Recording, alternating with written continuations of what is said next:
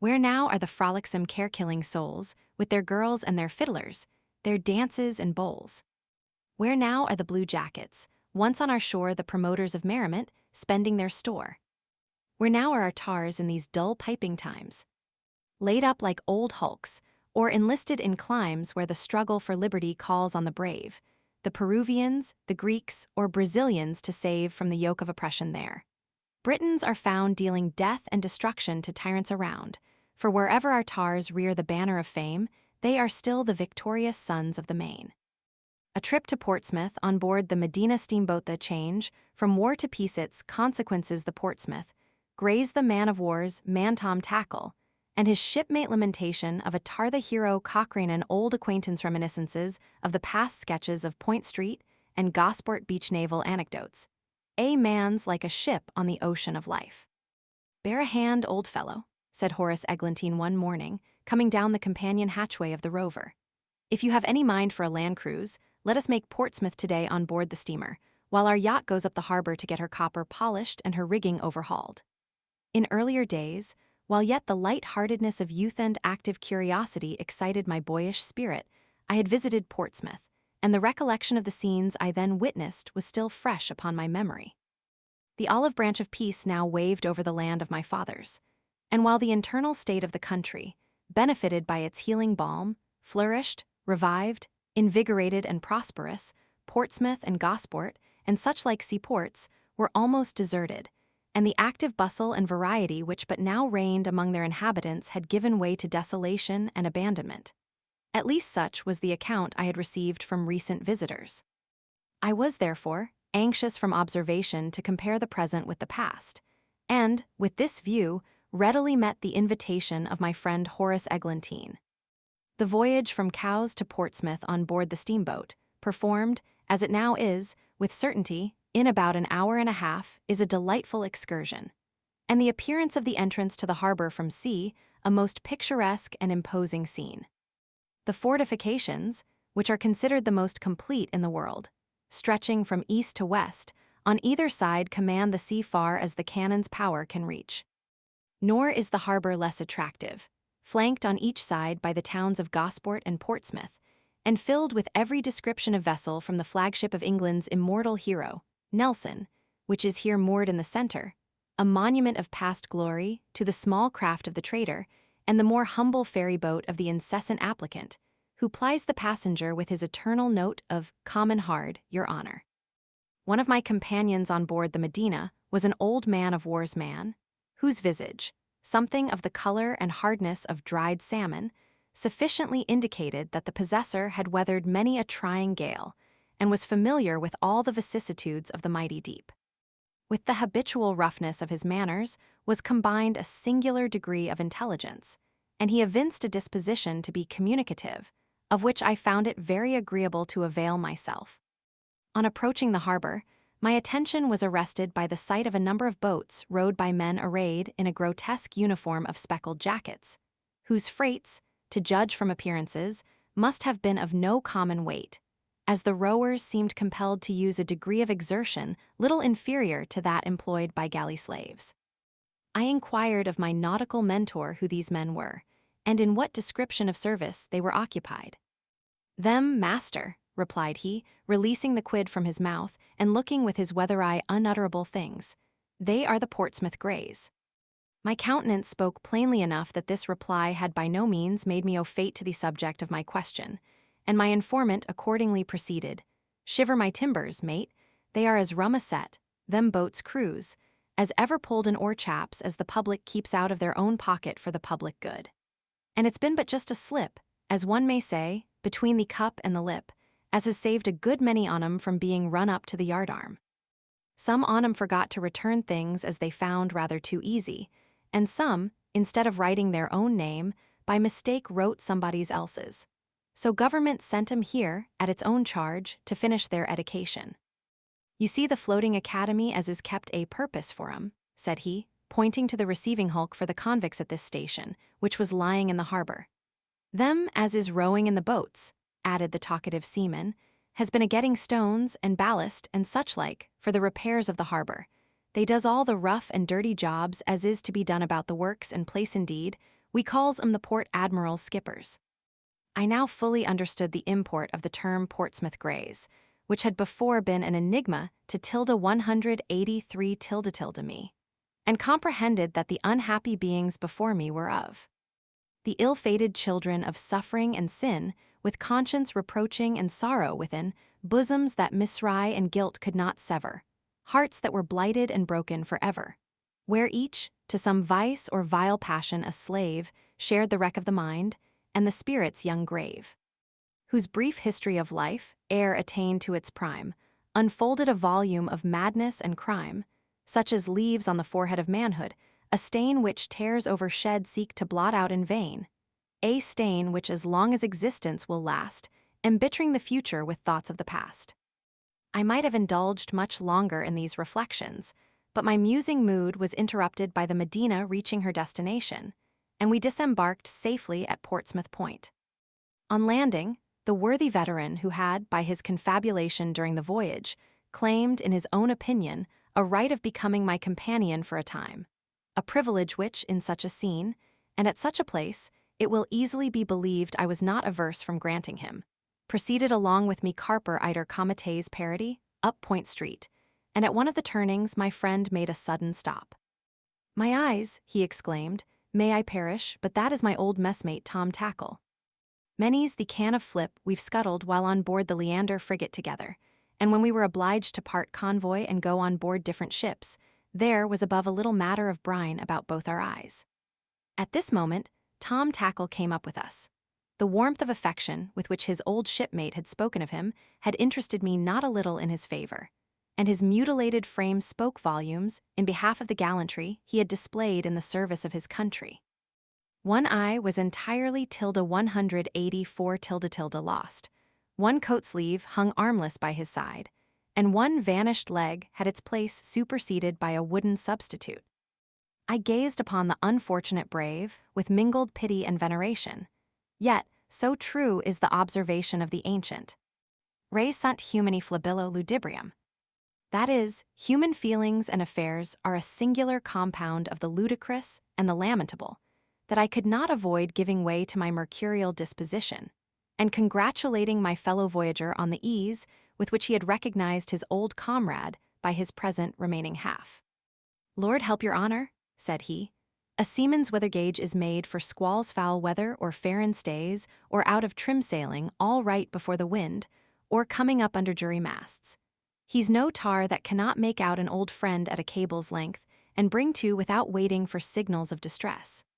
Shiver my timbers, if I should not know my old messmate here while there's a timber rib left in his hulk, or a shoulder boom to hang a blue jacket on. But my toplights Tom," continued he, "where's all the girls and the tiddlers and the Jews and bumboat women that used to crowd all sail to pick up a spare hand ashore? Not a shark have I seen in the harbor, and all the old grog shops with their foul weather battens up and colors half-mast. All in mourning for Mr. Knapp, shipmate," said Tom.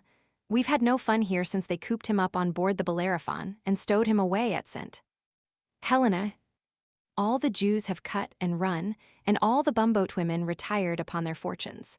The poor landlords are most of them in the bilboes at Winchester. And as for a pretty girl few, not such an article to be had at Point now, either for love or money. And all this comes of the peace shiver my odd forelight. Mate, if it lasts much longer, it will be the ruin of the navy. How I long to hear the sound of the boatswain's whistle once more. Up hammocks, boys clear the decks and prepare for action. That's the way to live and be merry. Then the music of a good broadside pouring into an enemy's underworks, and cutting her slap in two between wind and water, that's glory, my Christian. May I never taste grog again, if we are not all ruined by the peace. There's only one fighting fellow left of the old stock of commanders, and they have turned him out of the navy lest he should infect the psalm singers. Look out ahead there, shipmate. Do you see that fine frigate, the Piranga, now lying oft Spithead, and can you ever forget Basque Roads and the gallant Cochrane? I just got a glimpse of his figurehead t'other morning, coming up Point here. So I hauled to and threw my shattered hulk slap across his headway, lowering my top gallants as I passed round under his bows. Officer, said he, you and I should know one another, methinks. Success attend your honor, said I. Do you remember your master gunner when you captured the Spanish galleon who carried away a spar or two in the action? What, Tom Tackier, said he. Heaven help thee, lad. I'd give the bounty of a good boat's crew if I could put you into sailing trim and commission again. But here, officer, is something to drink to old acquaintance with, and if you can find your way on board the Paranga tomorrow, I'll take care they don't throw you over the ship's side before you have had a skinful of grog. So seizing fast hold of my single tin with both his grappling irons, I thought he would have shook it out of the gooseneck at parting. And when I went on board next day, he treated me like a port admiral and sent me on shore with every cranny well filled, from my beef tub to my grog bucket, and put a little more of the right sort o' stuff in my jacket pockets to pay harbor dues with. That's the commander for me. And now I hear, after having taken and destroyed all the Spanish king's navy, he's off to give the Grand Signor a taste of his quality. My forelets, how I should like to see him with his double rows of grinders wide open, bearing down upon a whole fleet of Mussulmen there'd be weeping, and wailing, and gnashing teeth among the Turks. I wouldn't give my wooden pin for the whole of the Grand Sultan's flotilla. But come, shipmate, may I never want bacca, if we don't drink his health, and that ere Jaman you've taken in tow shall join us if he likes. I was too much amused to desire to part company just yet, and the good-humored tars, perceiving my bent, linked themselves to each arm. And in this way, laughing at the curiosity we provoked, did our party reach the middle of Point Street, and brought ourselves to anchor under the head of old Admiral Benbow, where Tom assured us we should be supplied with the best of grog and ship stores of the first quality. Horace had proceeded to escort some ladies, whom he met with on board the steamboat, to the house of a friend in the High Street, where I had appointed to meet him in the space of an hour. Sitting myself down therefore with my two jovial associates, I determined to humor the frolic which had brought me into the society of such eccentric characters. Shiver my timbers. Jem, said the one-legged mariner, but you never make any inquiries after Betsy Bluff, among your other old friends. It's true, the wench has got spliced again, to be sure. But then, she waited 3 years and had the logbooks overhauled first. Aye, Tom, so they say she did, but I never believed 'em. Howsomedever, that wasn't the worst of it. For having got my will and my power in her possession, she drew all my pay and prize money, and when at last I got home from an enemy's keeping, I had not a shot left in the locker to keep myself. But the mischief did not end even there, for she disgraced me, and the British flag, by marrying a half-starved tailor, and setting him up in the Sally Port with the money that I had been fighting the enemies of my country for. May I never get groggy again, if I couldn't have forgiven her freely if she'd taken some honest-hearted fellow, like yourself, in tow, who had got disabled in the service, or consorted with a true man-of-war's man, all right and tight. But to go and lash herself alongside of such a crazy landlubber as this 9th degree of manhood may, I never taste, bacca again, if Bet's conduct is bearable. She's no wife of mine, Tom, and when I go to pieces, a wreck in this world, may I be bolted into old Belsey's caboose if she shall be a copper fastening the better for Jem Buntline. During the recital of this story, the countenance of the old tar assumed a fiery glow of honest indignation, and when he had finished the tale, his forelights gave evident signs that his heart had been long beating about in stormy restlessness at the remembrance of his wife's unfaithfulness. Cheer up, messmate, said Tom, I see how the land lies. Come, fill your pipe, and I'll sing you the old stave I used to chant on Saturday nights, when we messed together on board the Leander. A man's like a ship on the ocean of life, the sport both of fair and foul weather, where storms of misfortune, and quicksands of strife, and clouds of adversity gather. If he steers by the compass of honor, he'll find, no matter what latitude meets him, a welcome in every port to his mind, and a friend ever ready to greet him. If love takes the helm in an amorous gale, of the rocks of deception beware, steer fairly for port, and let reason prevail, and you're thus sure to conquer the fair. For the bay of deceit keep a steady lookout, steer clear of the shoals of distress. Tilde 188 tilde. Yet ever be ready to tack, and about when the black waves of misery press. Like a vessel, digest out in all colors, d'ye see, are the virtues and vices of life, blue and red are the symbols of friendship and glee, white and black of ill humor and strife. True worth, like true honor, is born of no clime, but known by true courage and feeling, where power and pity in unison chime, and the heart is above double dealing. Aye, Tom, now you're on the right tack, a good song and a jovial friend, and let the Marines blubber about love and lullaby. It'll never do for the sailors. As we are overhauling old friends, do you remember Charlie Capstan, the coxswain's mate of the Leander v. Shiver my timbers, but I do. And a bit of tough yarn he was, too, hard as old junk without, and soft as captain's coop meat within. Wasn't I one of the crew that convoyed him up this very street when returning from a cruise off the Straits? We heard that Charlie's old uncle had slipped his cable and left him cash enough to buy out and build a ship of his own. That was a gala, messmate. There was Charlie, a little fat porpoise, as round as a 9-pounder, mounted on an 18-gallon cask of the real Jamaica, lashed to a couple of oars, and riding astride on his messmate's shoulders up to the point. Then such a jolly boat's crew attended him, rigged out with brand-new slops and shiners on their topmasts, with the Leander painted in front and half a dozen fiddlers scraping away Jacks alive. And all the girls decked out in their dancing dresses, with streamers flying about their topgallants and loose nettings over their breastworks. That was a gala, messmate. And didn't Charlie treat all point to the play that night, and engage the whole of the gallery cabin for his own friends' accommodation? And when the reefers in the hold turned saucy, didn't you and 2 or 3 more ~189 drop down upon 'em, and having shook the wind out of their sails, run up the main halyards again, without working round by the gangway? Right, Tom, right.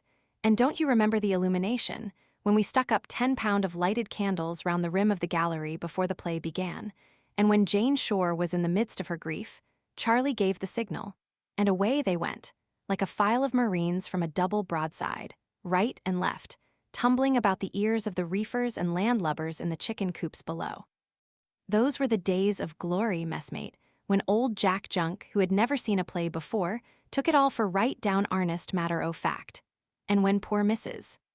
Shore came to ask charity of that false-hearted friend of hers, what was jealous of her, and fell down at the door, overcome by grief and hunger, poor Jack couldn't stand it no longer. So, after suffering the brine to burst through the floodgates of his heart, till he was as blind as our chaplain to sin, he jumped up all at once, and made for the offing, blubbering as he went, "May I be blistered, if ever I come to see such cruel stuff as this again." Then didn't Stephen Collins, and Kelly and Maxfield, the 3 managers, come upon deck, and drink success to the Leander's crew, out of a bucket of grog we had up for the purpose, and the Mayor of Portsmouth sent his compliments to us, begging us not to break our own necks or set fire to the playhouse. Another glass, Jem, to the crew of the Leander. Don't you remember the ducking Mother Macguire, the bumboat woman, received for bringing pawpaw articles on board when we came in to refit? May I never want bacca, if I shall ever forget that old she-crocodile. Wasn't it her that brought that sea-dragon, Bet Bluff, on board, and persuaded me to be spliced to her? Shiver her timbers for it, avast there. Messmate, said Tom, when you ~190 can't scuttle an enemy, it's best to sail right away from her hulk before she blows up and disables her conqueror. May I never get groggy, if I shall ever forget the joke between you and the old Sheeny, when you threatened to throw him overboard for selling you a dumb timekeeper. Blesh ma heart, said the Jew, while his underworks shook like a cutter's foresail going about, how could you expect de vatch to go well, ven de ship vas all in confusion? An excuse that saved him from sailing ashore in a scuttle bucket. Have you weathered Gosport lately? Inquired Jem. There used to be a little matter of joviality going forward there upon the beach in wartime, but I suppose it's all calm enough now. All ruined by the peace. And all that glorious collection of the kings and queens of England and her admirals and heroes, which used to swing to and fro in the wind, when every house upon the beach was a grog shop, are past, vanished, or hanging like pirates in tatters.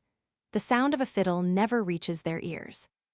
And the parlor floors, where we used to dance and sing till all was blue, are now as smooth and as clean as the decks of Lord Nelson's flagship, the Victory, which lies moored in our harbor, like a Greenwich pensioner, anchored in quiet, to drop to pieces with old age. You may fire a 9-pounder up the principal street at noonday now and not hurt any body. And if the peace lasts much longer, horses may graze in their roads, and persons receive pensions for inhabiting the vacant houses. The period within which I had promised to join Horace Eglantine had now elapsed. It was no easy task to separate myself from my nautical friends, and the amusement they had afforded me demanded some acknowledgment in return. Calling, therefore, for a full bowl of punch, we drank success to the British Navy, toasted wives and sweethearts, honored our gracious king, shook tilde 191 tilde hands at parting, like old friends, and having promised to renew my acquaintance before I left Portsmouth, I bade adieu to jolly Jem Buntline and what remained of his noble messmate, the lion-hearted Tom Tackle. Evening and in high spirits. A scene 8 Long's Hotel. Tilde 192, tilde.